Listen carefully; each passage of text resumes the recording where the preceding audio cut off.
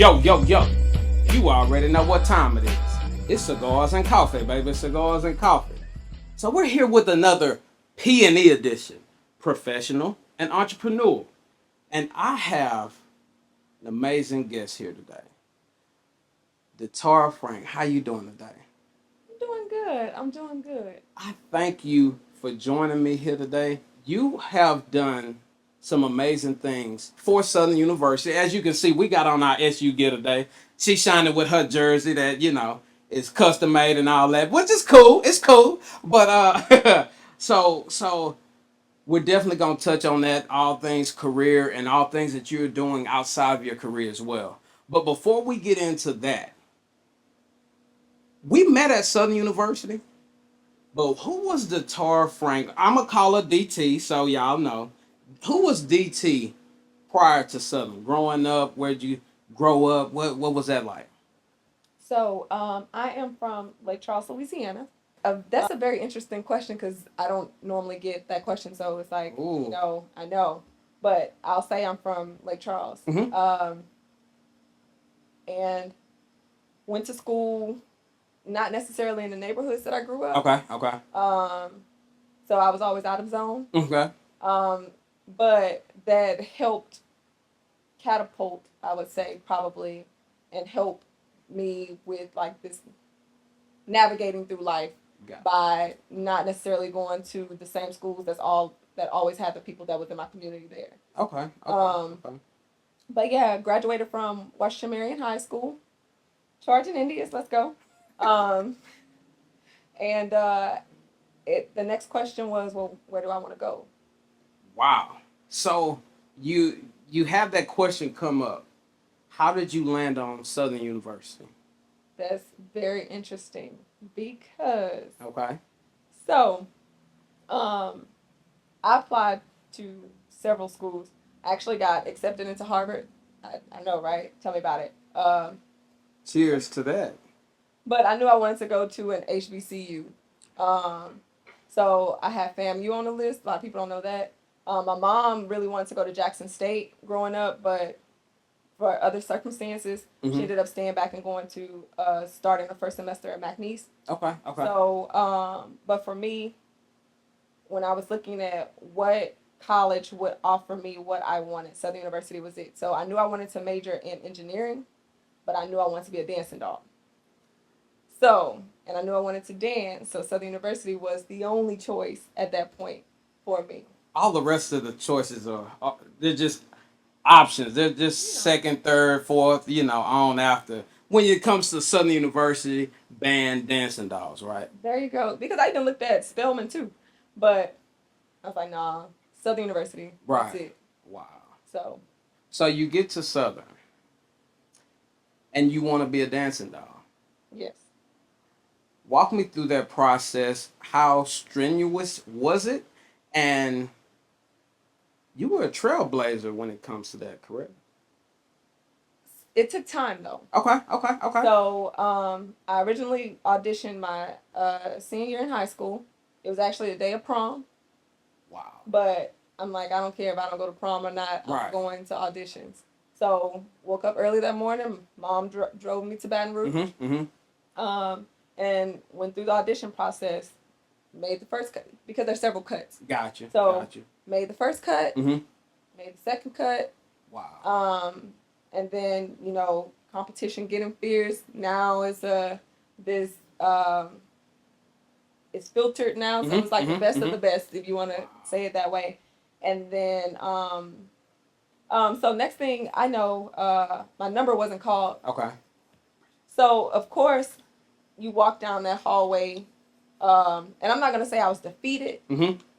I was disappointed because I felt like there was somewhere that I didn't do my best. And I felt like, did I really leave my best on the dance floor? Got you. Or where could I improve? So got in the car, and I talk about this too with people that's close with me. I don't cry, so I didn't cry.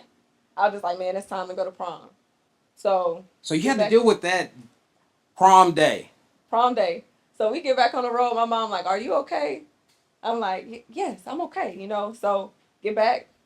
fix myself up, go to prom, and then I start Southern University in June because I ended up doing a co-op. Okay. Like this summer bridge program.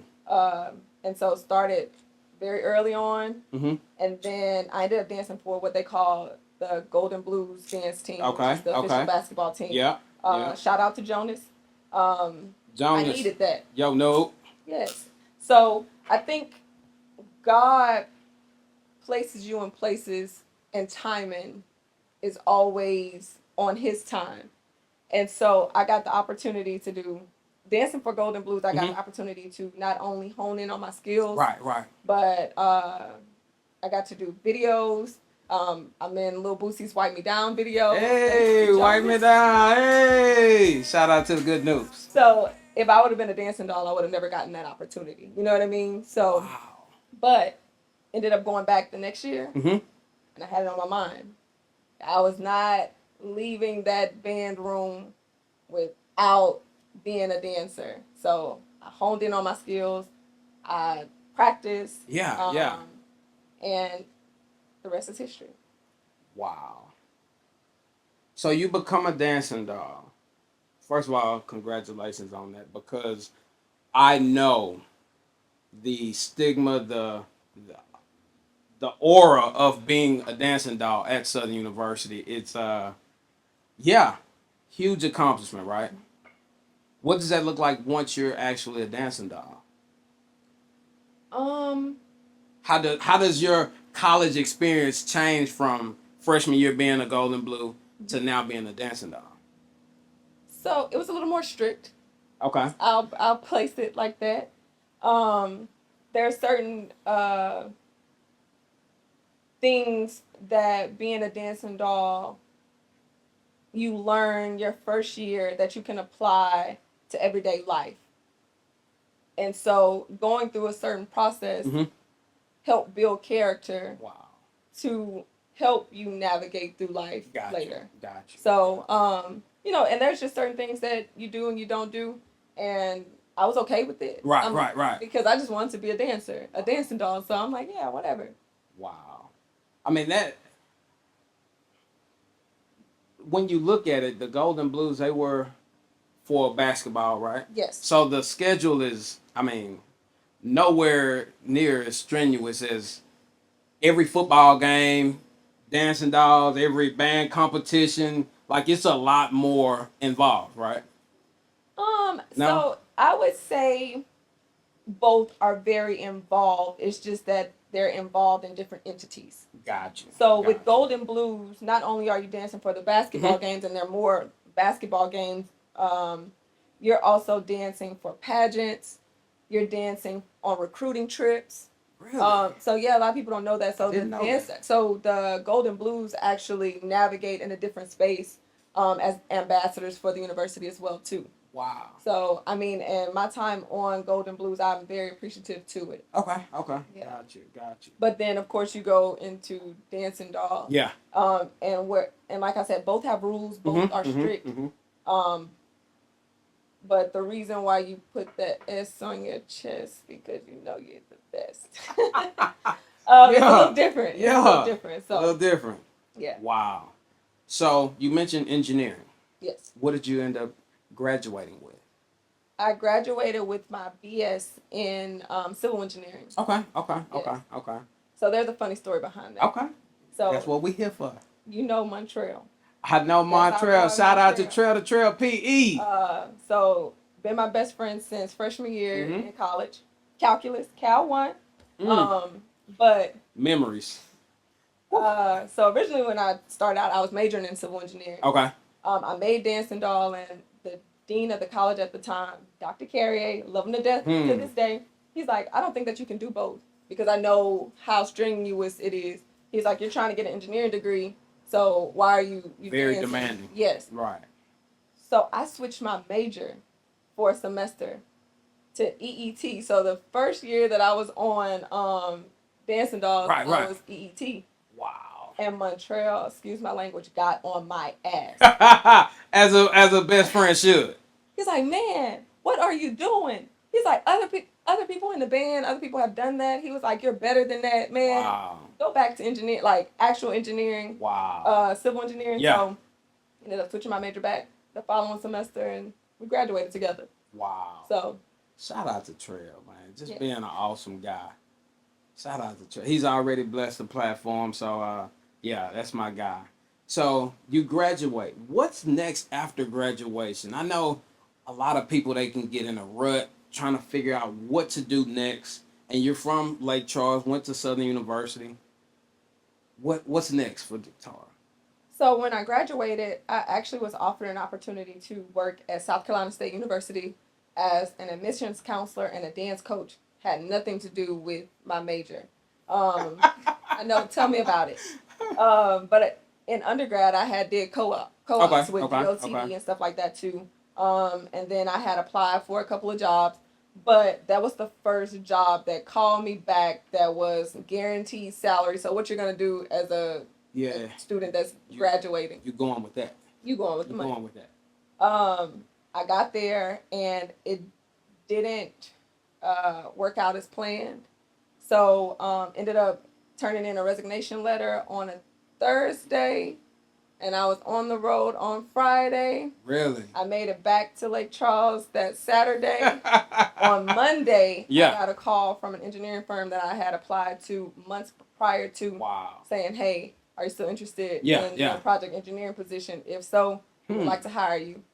So I started working for this engineering firm on Tuesday. Hired in it. I'm telling you, that's so like from Thursday to Tuesday, you done switch whole career paths, whole companies. I'm telling you, God. Wow. And I know we talk about God, but like my faith based in God, and like just how He has pulled me through on my path, timing wise. That's why I don't question it. Even though it's hard to go through the process, you know that it's in God's timing. Oh yeah. Wow.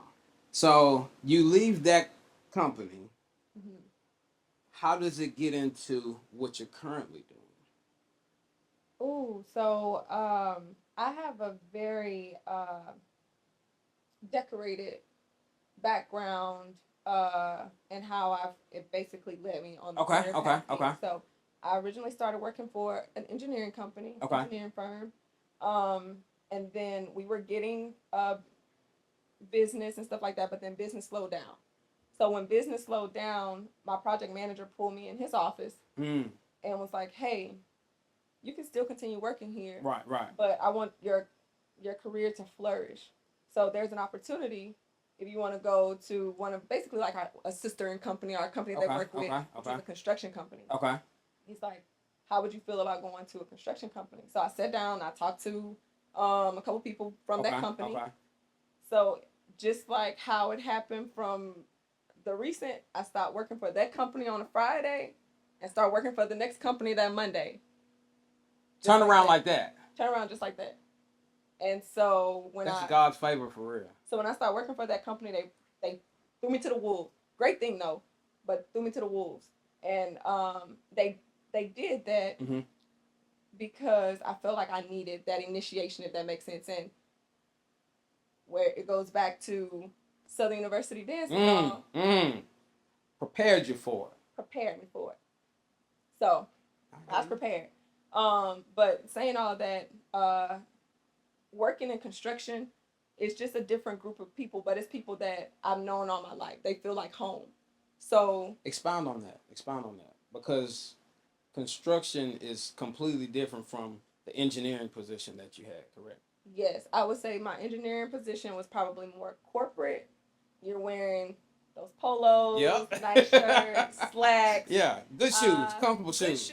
Yeah. And then if you're doing a field walk, you may go put your steel toe boots. Steel toe boots that you just keep in there. You put that in the car because you only put it on for the field walk. Exactly. Whereas now it's boots to the ground every day. So you're wearing steel toes, hard hats. You have a high vis vest. Safety glasses, earplugs. Yeah. You know, like that type of thing. Wow. So I went into that environment. But I never told those people that I had an engineering degree, so they just think that I'm this young black girl that they basically just kind of put out there. But because I never told them that I had an engineering degree, I got people pulling me by the hand, like, hey, let me show you this. Hey, let me show you that. So I ended up building an on-site document control department because I was working in quality control. So I was a Okay. quality Okay. control inspector. Um, and when they found out that I actually had an engineering degree, everybody was like, why you didn't say you had it? And I'm like, why would I? You know, like, I'm no better than anybody else that's out here. Like, I'm trying to learn like everybody else.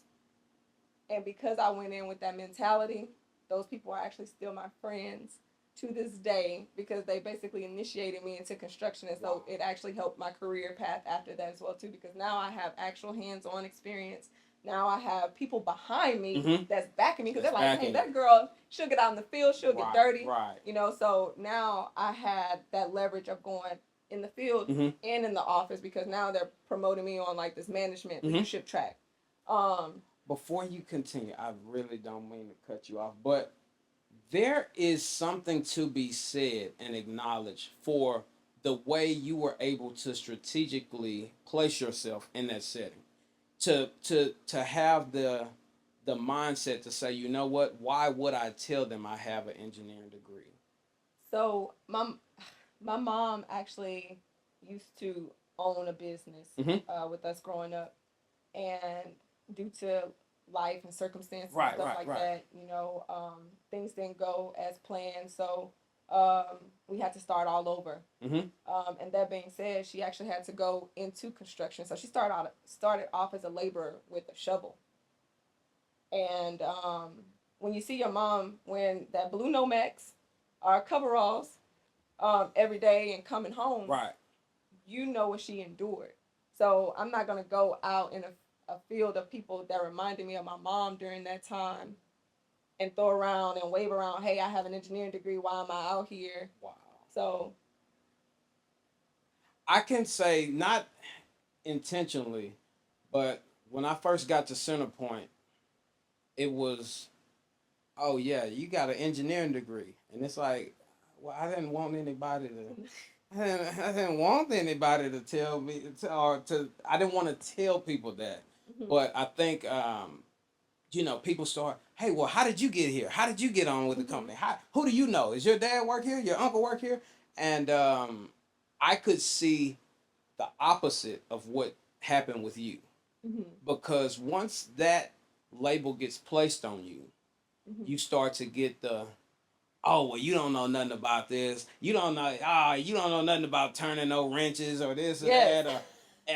Oh well, you gonna be our manager one day. You gonna, and it's like, I've never said, I don't walk around with my head, in the clouds like, oh, I'm better than anybody. So being on the opposite side of it, I can honestly say, job well done on that. Yeah, because at that point now you've made friends with these people, so they're like, hey, we want them to put you in leadership because Exactly. we want you to come We back. need Because, somebody that's like us to be a.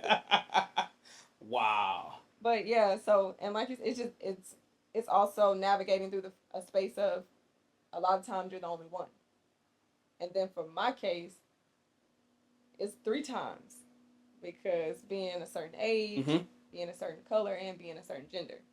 So What are some of the obstacles that you faced with those three? so that's honestly one of the reasons why I left one of the companies that I was working for, because they were great and I had a great team. And as I started building and climbing the ladder, just because my team liked that, other people that never worked for me or worked with me, they didn't like that.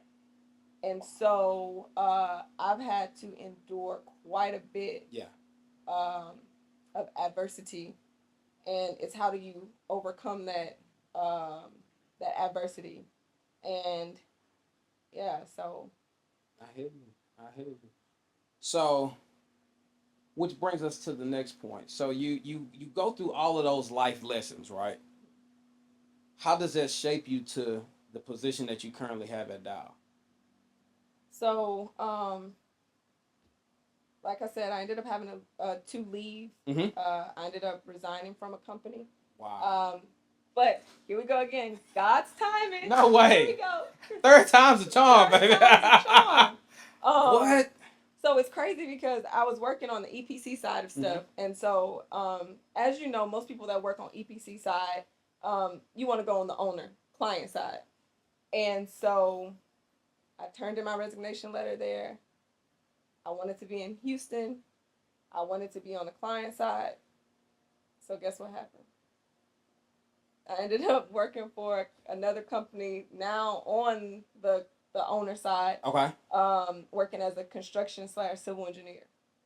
So it worked out. So all of these prior companies were before you even moved to Houston. Before I even really moved to Houston, so they ended up hiring me.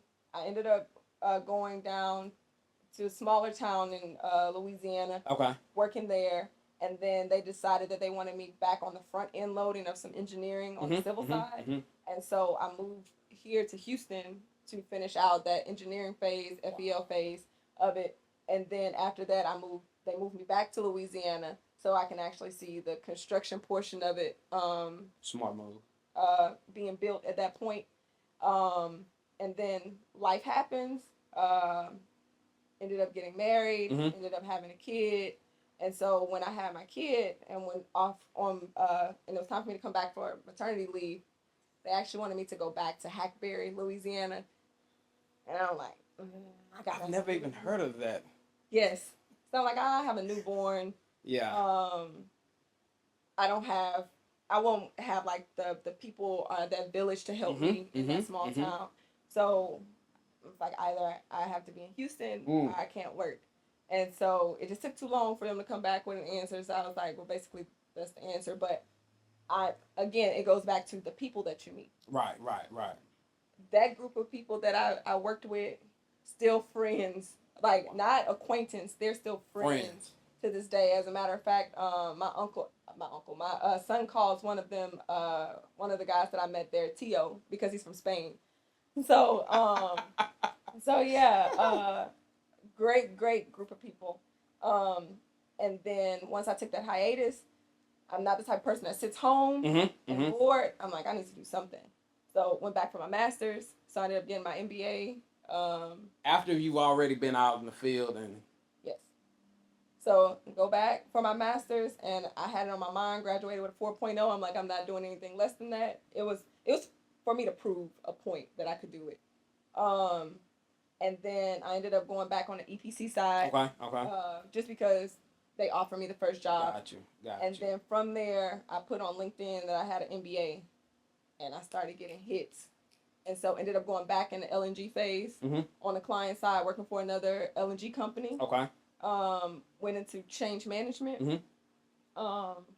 And they wanted to move me to Louisiana again this time, Cameron, Louisiana. And I'm like, I am trying to stay here at this point. I'm trying to stay. Right. Across the board on this side. Yeah, like, I love going back and forth, but so I ended up doing a small stint from there in commercial construction. Okay. So ended up being on a project where we built the Hewlett Packard's headquarters here. Flex. And then I had applied for a job at Dow prior to working for that company, but that listing, they ended up taking it down. They didn't fill the spot. They just wasn't looking for anybody at the time. Got you. And so then, in the midst of me working for that company, I got a call back, like, hey, we pulled your resume. Are you still looking? Are you interested in a position? Right. So interviewed. And now the rest is history. I'm still here. I love it. I love the company that I work for now. Right. Yes. So I've seen you give speeches on behalf of what all do you do at Dow? I've seen you on stages, right? Yes. What is your title? What are some of the things that you've accomplished while being there? So I am a construction manager for North America large projects. So technically, any projects that are 10 million and above, I work those projects potentially as the construction manager. Yeah, but they have mega construction managers too, so that's like billions of So dollars. that, You know, they still have. I still can't flex I'm, flex. they say I'm large, but I'm not super Yeah, large. I'm not the mega projects. But so there's a difference, what I say, between a mentorship and a sponsor and a mentor. Mm-hmm. And so at Dow, I kind of got both a mentor and a sponsor. And the guy didn't even realize that he was my sponsor, but he wanted to see me succeed and excel. So they have what they call the Construction Industry Institute, Okay. which is a conference that they host. Okay. And so one of the guys that I work with, that's in technically in my department, but in another entity, was like, I really think that we should let her go. And so I call him a sponsor because when you have somebody that like on your behalf telling other leaders to put you in a space, that's a sponsor. That's not a mentor. Exactly. So they ended up giving me the opportunity to go to that conference. Mm-hmm. From that conference, networking is big, and I believe that Key. you have to network. Key. So started networking, and so then after I left there, I actually started on a research team. So a doctoral student from University of Texas at RUT Austin Okay. reached out and wanted me to help as basically like a mentor advisor Right. for their research. And so that started me being on another research team. So now not only was I just a participant in this conference, now I'm on a research team researching the pandemic, like what were the effects of the pandemic on the construction industry. And so then the next year I ended up having to present their research at the conference. Okay. And so now, because of that, I'm on what they call the Next Gen Task Force, which is this group that they're creating right now and initiating of trying to build next generation leaders in the construction industry. And you're on that task force. Yes. With other people are like minded people that's from other companies as well. So they're from EPCs, other owner side So clients. not just Dow. It's Yeah, no, this is and it came under the Construction Industry Institute. So wow. Congratulations. thank you. Congratulations. Thank you. I know we talked off camera, but just seeing all of the people who went to school with us who are doing just amazing things, like it's awesome to see. Just a group of people that we were in the same school, the same cafeteria, the same environment. Yes, man. And we're just doing some amazing things. So I'm looking up to y'all like, hey, look, hey. Oh, really now? No, but it is super dope to see all of us just continuing to excel. Correct. Super dope. That's not the only thing that you're doing though, correct? What else do you have your hands in? It depends on what time of day, when, what you that booked question and busy, is. huh? I am booked and busy. Wow. I work in Drake's nocta hours, if that makes sense. Got you. I feel like I don't ever really sleep because or at least when I do close my eyes, my brain is still up thinking about what I have to do the next day. Wow. So, of course, I have my regular career as a construction manager. I work as the dancing doll sponsor for Southern University. So now I'm actually giving back to the organization. Wow. I've been there now for 10 years, and helping in that realm. And then also I have launched my own nonprofit foundation. Wow. And then on the cusp of building my own business. Okay. So, what all does being a dancing doll sponsor entail? Like, what's that workload look like? What is? Because I see you at almost every game. Are you at every game? Almost. Almost. So luckily, I do have another director, and I love her to death. She actually has a vision as well, and then the two of us working together, right, putting both of our visions together, works. Gotcha. And we work very, very well together. Okay. So you also mentioned other projects that you have. You put out a book. Am I correct? So I was a contributing author to the HBCU experience book. And then I am also working on Uh my oh. cousin is gonna forward. Uh oh. So Can we announce this or no? so it's still under wraps. I don't mind announcing it because it's just not out yet. You have to Okay. put it into the universe though.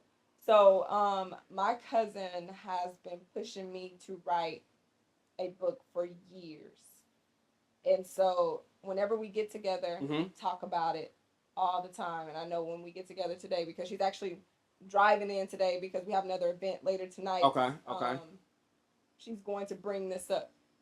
Well, that's God's timing. Sounds like. Yes.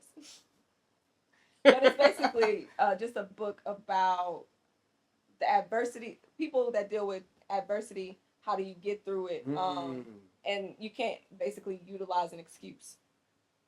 So That's absolutely true, and it's needed because us as humans we can sometimes lean on those excuses mm-hmm. for a period of time and end up like my pastor says we can get comfortable with those excuses and take those as hey well this is life now right Yes. so yeah definitely yeah So it's basically just going into like my story a little bit mm-hmm, more, mm-hmm. what I dealt with growing up, Gotcha. but inspiring other people that come from similar communities, or maybe not. In some other ways, I may touch someone else, right and just inspire them to keep going. awesome and business what what all can we So it's still a work in progress. okay The business side. So I just launched my foundation. I just gave out the first congratulations scholarship to I saw that how what a very that very was deserving, amazing very deserving high school senior. Well, now incoming freshman to Southern University. hey that was part of the But scholarship huh no, so the crazy thing in is, order to get this no. So I did put stipulations that the mm-hmm. kid had to be attending an HBCU. But that's not the reason why I chose the student at all. Gotcha. Even though I had some great great candidates that applied. Gotcha. But just to give a little background on this student, mm-hmm. as soon as the scholarship was announced, he applied for the scholarship, right? And it wasn't like you just write your name, what school, what's your GPA. I actually had questions in there, so he went in, filled everything out, and submitted it like right after the announcement. Really? So that was one. And then not only that, when I looked at the things that he's doing for the community, mm-hmm. you know, mm-hmm. not only was he a student with the 3.7, 3.6 wow. GPA, he also was in a multitude of organizations. Right. He the drum major, Mr. Washington Marion. So when you think about that, he reminded me of myself a lot because that's how I was. I had a high GPA and a lot of organizations. And so there were some other things that I asked in that application, mm-hmm. and I was surprised that he didn't have more than what it was. Wow. So I'm like, he deserved it. He deserved it. Wow. So that is awesome. So things coming up next. Mm-hmm. What should they expect from DT next?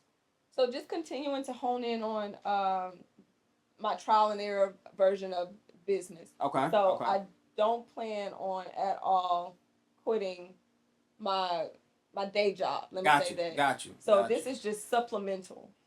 And so I definitely want to put that out there. Like anything additional that I'm doing mm-hmm. really is just supplemental. Wow. But it's something that a legacy that I want to build and be able to leave back for my family. Gotcha. So that's what this foundation is. That is what potentially me building my consultant company is. And who knows what branches will eventually come through that, because I've been in construction all of my life. Why not put what I've learned out here for the next generation? Mm-hmm.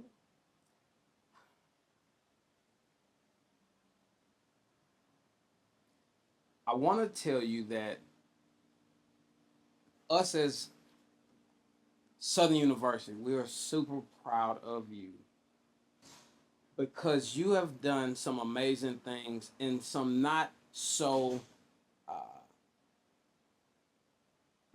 good areas that a woman should, if that makes sense. So being in a construction industry is I've been in the field. I know how it is. I've worked in the field. Mm-hmm.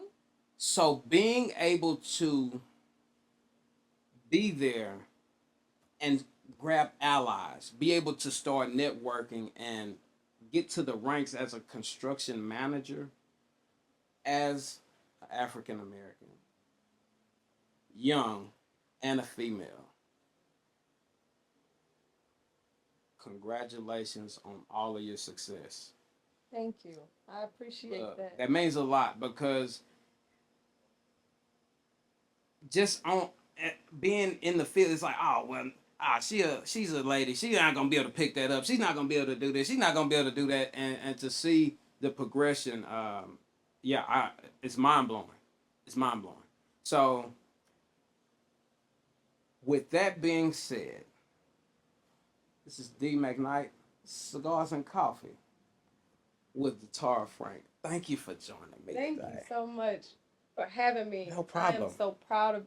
So now it's time for me to give you a little bit of flowers as well too. I know you don't want to hear that, but you're doing great things too. Mm-hmm. So I just want to say, as a bystander and someone from the outside looking in, congratulations on your vision and speaking that into life and being able to bring that into fruition. So, like we were talking off camera, when you see people that you went to school with are just something around that, and when you see them successful, are making those steps to be successful, like I have goosebumps talking about it. I'm proud of you. Wow. I'm proud of you. So it means a lot. It means a lot. You have my support. I don't know, what I need to do to support, but I am here to support. Wow. I believe in that. I believe in supporting our people. Well, you supporting just showing up today. Well, thank you. That's it.